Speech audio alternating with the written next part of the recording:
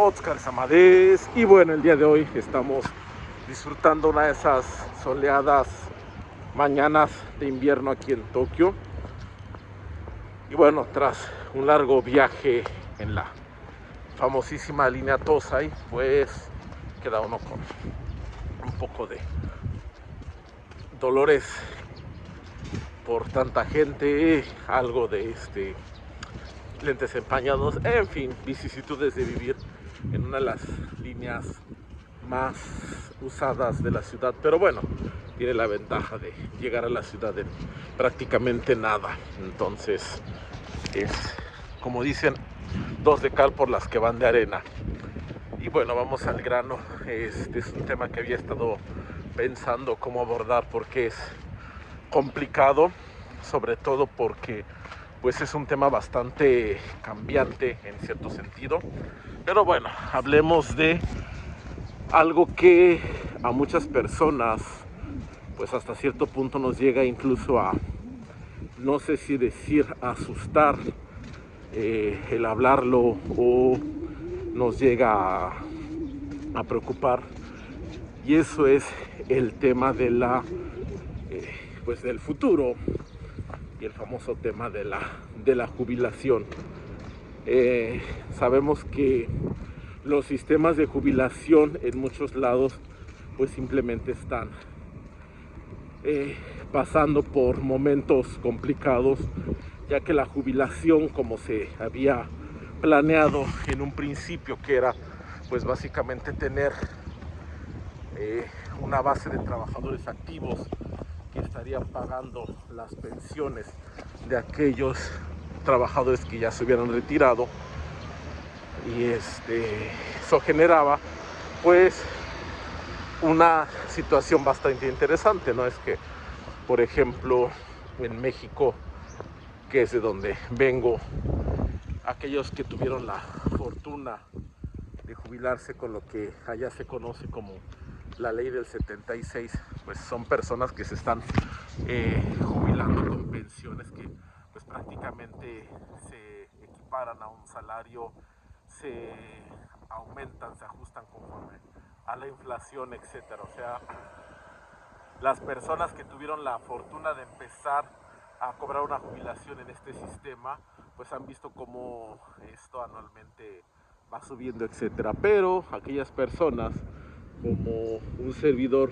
que venimos pues ya ¿cómo decirlo? Un poco tarde. Es como dice aquel chiste, ¿no? Que en vez de estar preparándome para entrar a la secundaria, lo que debía hacer es empezar a cotizar en el IMSS para no tener ningún problema, ¿no? Pero bueno, son cosas de la vida. Y bueno, Japón no se salva de este tipo de situaciones. También hay cambios, ha habido cambios en la manera en la que van pues jubilando a las personas, etcétera. Y bueno, ahí se generan muchas confusiones, dado que si se es alguien que viene de fuera, pues ya de por sí conocer el sistema, saber cómo trabaja todo lo que es la maquinaria, por así decirlo, fiscal, legal, burocrática, etcétera, es complicado. Ahora lo es más cuando de repente se suma el aspecto de que hay incertidumbre, porque son cuestiones que no nos van a afectar ahorita, pero sí dentro de muchos años, ¿no? Entonces vamos a hablar pues por el principio, y eso es algo muy importante, que son las contribuciones. Prácticamente toda persona residente en el país entre los 20 y los 60 años que trabaje, cuente con un ingreso, etcétera, tiene la obligación de aportar al famoso Kokunenkin, que sería pues el sistema de pensiones nacional. Para eso pues hay tablas, hay valores fijos, etcétera, que se van además añadiendo pues partes digamos, proporcionales a lo que la persona gana, etcétera. Entonces, eso es básicamente un sí o sí lo tienes que pagar, que de hecho es algo por lo que muchos japoneses de repente se molestan, porque se dice que mucha de la comunidad extranjera no está pagando esta contribución, que es pues básicamente obligatoria para todos los residentes aquí, incluso ciudadanos, ¿no? Pero bueno, ahí ya es cuestión de cada persona ponerse al corriente con sus pagos.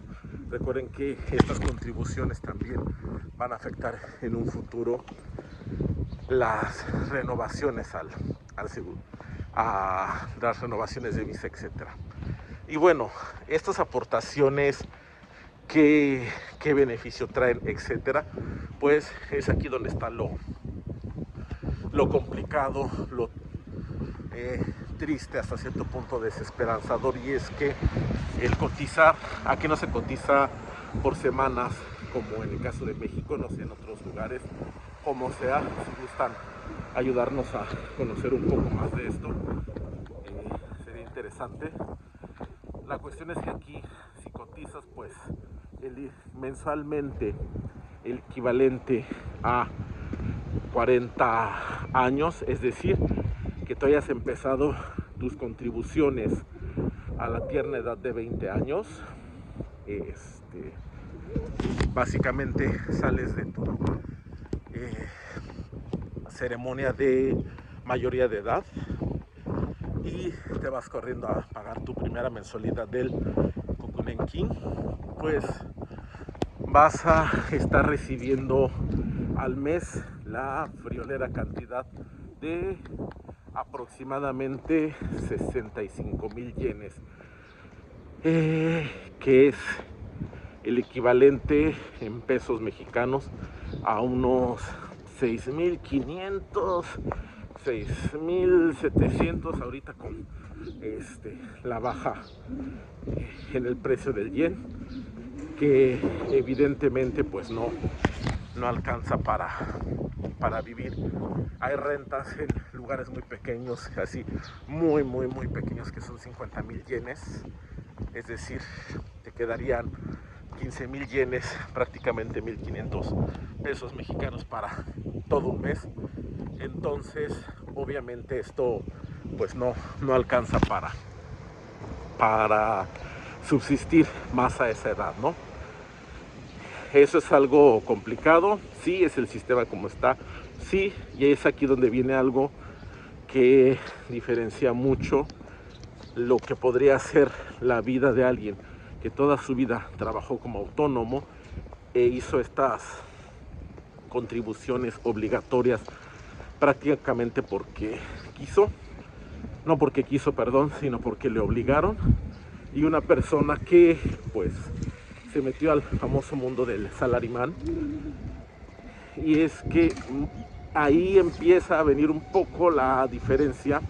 Dependiendo de las empresas, hay empresas que están ofreciendo, pues ahora sí serían lo que podríamos llamar pensiones corporativas, es decir, la empresa te estaría dando una pensión adicional, obviamente, como dicen ellos, el primer piso sería la pensión nacional, o sea, esos, vamos a cerrarlo en los 65,000 yenes, esos 65,000 yenes ya es lo que tendrías para como lo básico.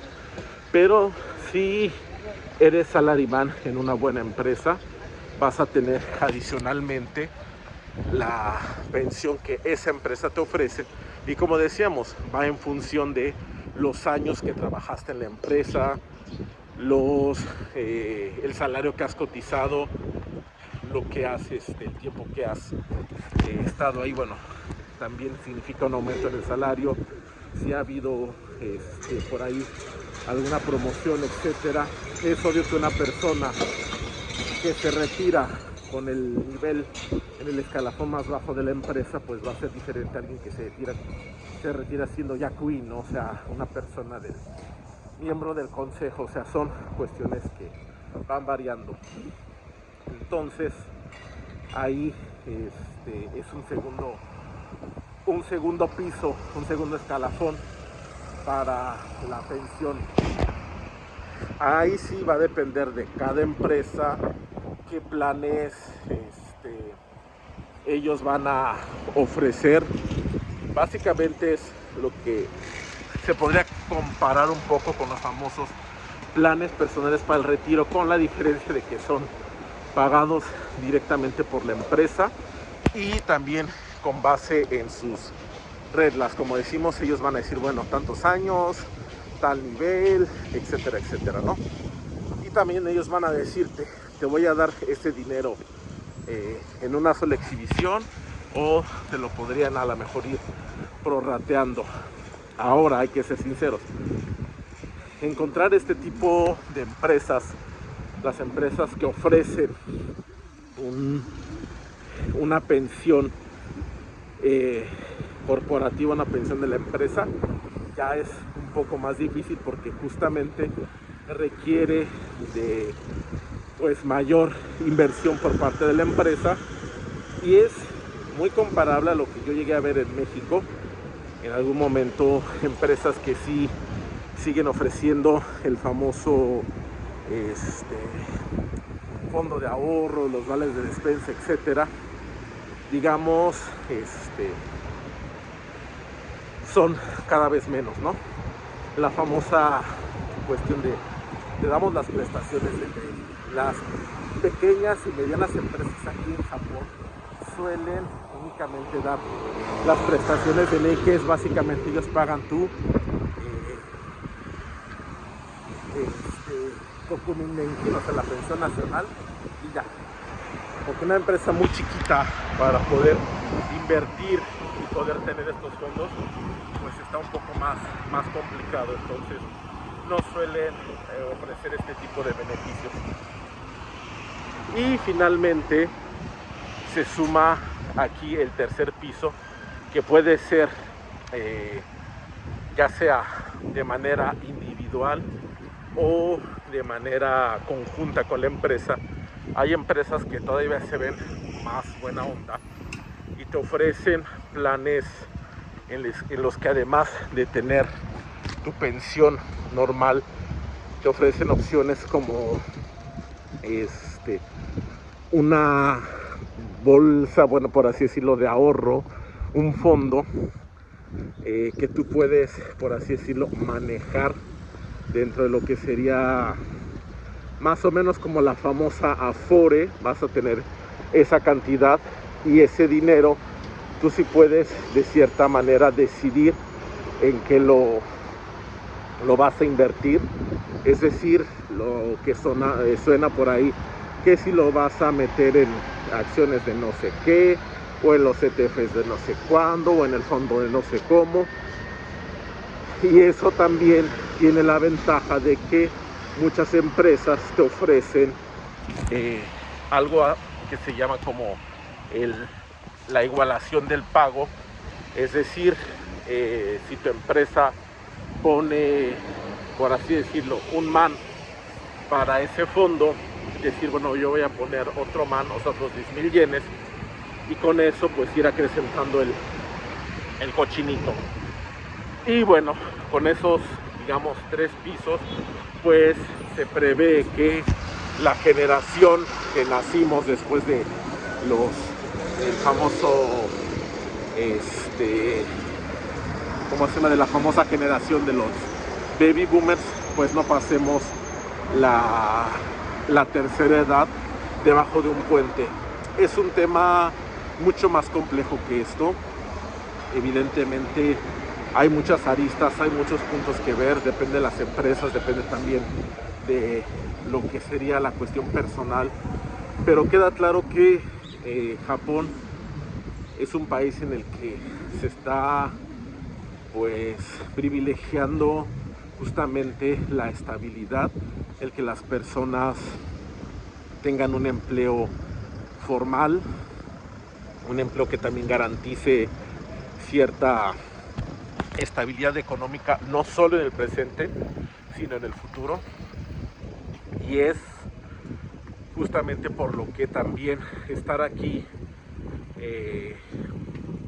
digamos, como lo que llamarían los freelancers, haciendo trabajo tipo arbato, etcétera, tiene que ser con mucha conciencia. No se desmotiva a nadie ni se le, ¿cómo decirlo? Ni se desdeña ese tipo de trabajo, pero hay que ser más cuidadosos de cara al futuro. Pero bueno, nos hemos alargado un poco, como dije, es un tema difícil de explicar. Estaré hablando de esto en otra ocasión, pero ya saben, si tienen dudas, comentarios al respecto, Goki Garu ni Kokakete Kudasai. Mata yoroshiku onegai shimasu.